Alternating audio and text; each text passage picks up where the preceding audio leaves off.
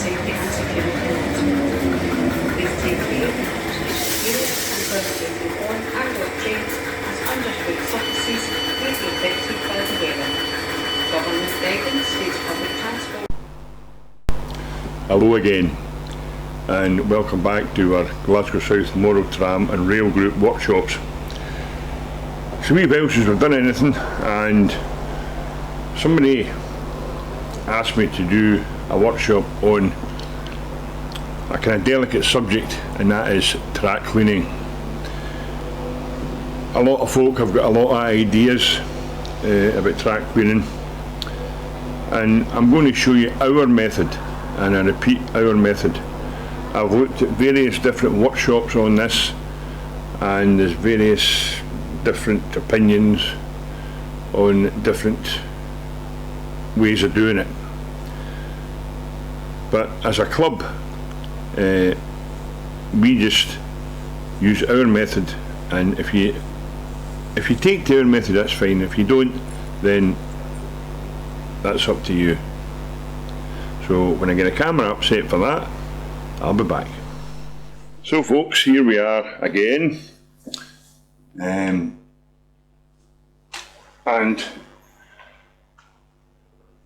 some people use liquids like IPA, lighter fuel, and various other things. I'm not saying they don't do the job, but from a safety point of view, I won't touch them. I just don't entertain them, because some of them can damage the plastic base. I have been told that Track Magic is one of them. It's alright with Hornby track, I think, but the Pico one, it can damage the plastic base. I've also saw a video where the guy had a layout in his loft, and he used Track Magic, and the locomotives lost traction. It seems to be at certain temperatures this happens. As I say, we as a club, we did buy Track Magic. I've been quite honest about it. I don't think it warranted continuous use, and we did discuss it with the club, and therefore we moved on. Now, the one that we use is the Pico track rubber. Now, folks say, oh, you don't use track rubbers because they scratch the top of your track and of the residue that's left, and that's up to their opinion. I've been in our club since 1985, and we've been using track rubbers since 1985, and we have not had any of this problems with scratches on top of the track. Indeed, I did watch another video of a guy who decided he was going to put this to the test, and what he did was he got a piece of brand new Hornby track and a piece of brand new Pico track. Before he did anything, he put it under the microscope, both types, and lo and behold, before he had even put anything near it, the scratches were already there. Then what he did was he gave both different types of track a good rub with the track rubber, and then he put it back under the microscope, and there was absolutely no difference. No difference could be seen. And we think that the track rubber is the best method. Now,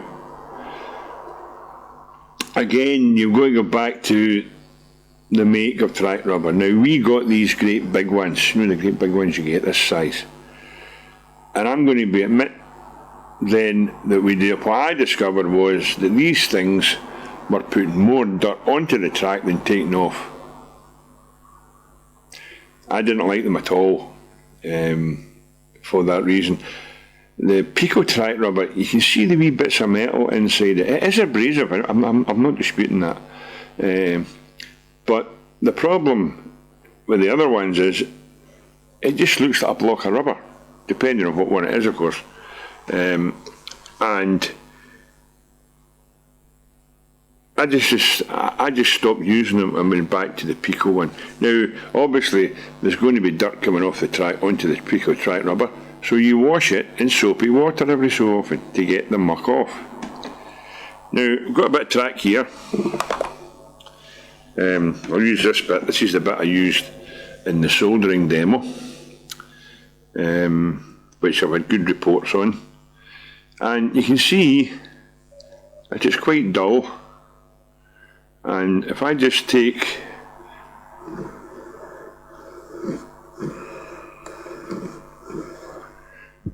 you can now see that the bit I've scrubbed is clean compared with the rest of it. There it is there, just that bit there. So that's what I use, and that's what the club uses. And I'll put it down so it's better if it's flying flat. And I'll give it another rub just to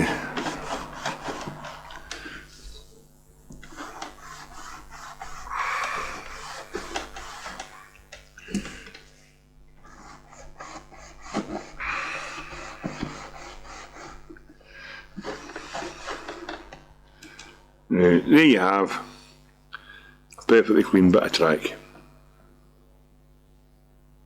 Now obviously there is the muck that's came off the track. You've got to hoover it up. I must say that, because there's wee bits of metal, and if you've got a locomotive with the old triangle magnesium, it'll pick that up. So you've got to make sure that you hoover up after you've done this. I must say that. Now, to give a wee bit better thing, I've got a point here. You can see that there. It's pretty dull. I've not touched it in any way. This was going to be used on the rolling road, but then I thought better of it. So I'll do the same with that.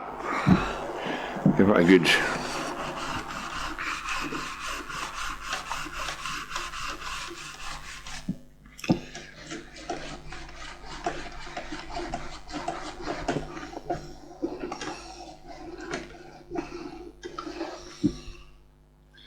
and there you can see the difference. It's spotless.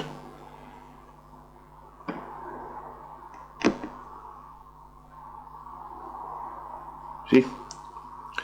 I've also got a diamond, which I'll use as well. You can see it's pretty muck, because it's just a reaction to things in the air that does this. I'll just do the same with that.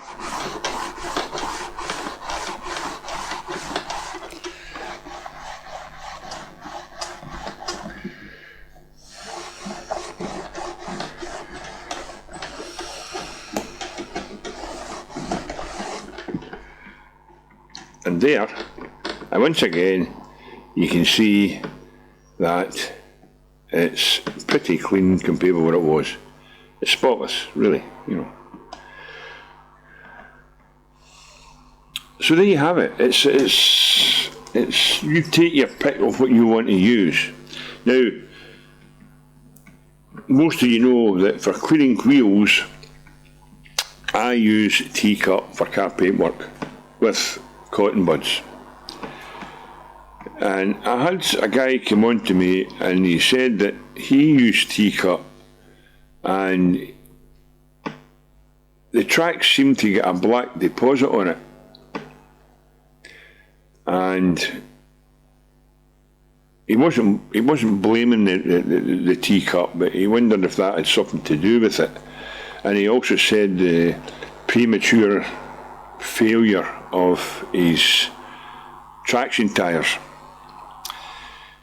Well, in the workshop I did, on that, I distinctly said, you have to make sure you get it all off. You must make sure you get the T-cut all off. And you know when you've done that by when you've got a clean cotton bud, and you may go through 5 or 6 to get to this stage. If you use a clean cotton bud, there is no black deposit on there's no black deposit on the cotton bud. It's totally clean. You must make sure of that, and even more so if you do a motor commutator with it. You must, imperative, make sure you get it all off. As far as the black deposit on the track, in all the times that I've been using T-cut on wheels and commutators, I've never had this. So I don't know whether it's a red herring. I'm not saying that he didn't have this problem, but I certainly have never experienced it. And I can only go by my own experience. But you get guys coming, oh, don't use track rubbers, don't use this, don't use that. And yet, they're using things that lighter fuel. I'm sorry, lighter fuel has a very high flash point. And you can be as careful as you want, but things can go wrong. And you've got to be very careful when you're doing stuff on the internet. I distinctly say that no, it's these chemicals are a no-no. I know one guy, Jimmy, he thought the same, that nothing can ever happen. Now, I don't know what went wrong.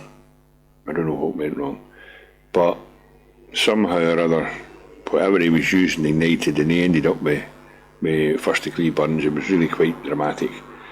So that's another reason why I do not touch these chemicals at all. I just stick to the track rubber and a hoover. That's all you need. And I mean, a track rubber will last you years.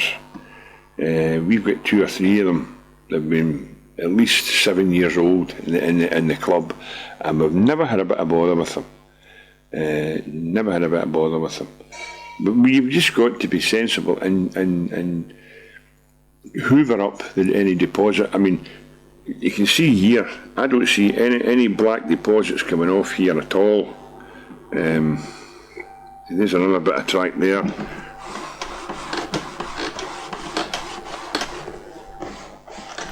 All you're doing is taking the surface off. There you have perfectly clean track. There was one guy I watched, he was really ranting and raving about track rubbers, about IPA and about everything else. But his argument, as far as I was concerned, didn't add up, because it wasn't even this Pico track rubber he was talking about. He had this great big monstrosity of thing. He rubbed it across a block of wood which was rough, and of course when you rub something with rubber across that, it is going to have bits coming off it. But when you're running it across your rails are a smooth surface and they're very narrow, so there's only a wee tiny bit of the track rubber getting used, which indicates to me that no, not for me. It's just no. It's just no. The track rubber for me is the best way of doing it, and others will disagree. They'll come on and they'll tell you, oh no. Well, that's up to them. But somebody asked me to do this workshop, and I said I would do it. So there we are. So from me, till the next time, goodbye.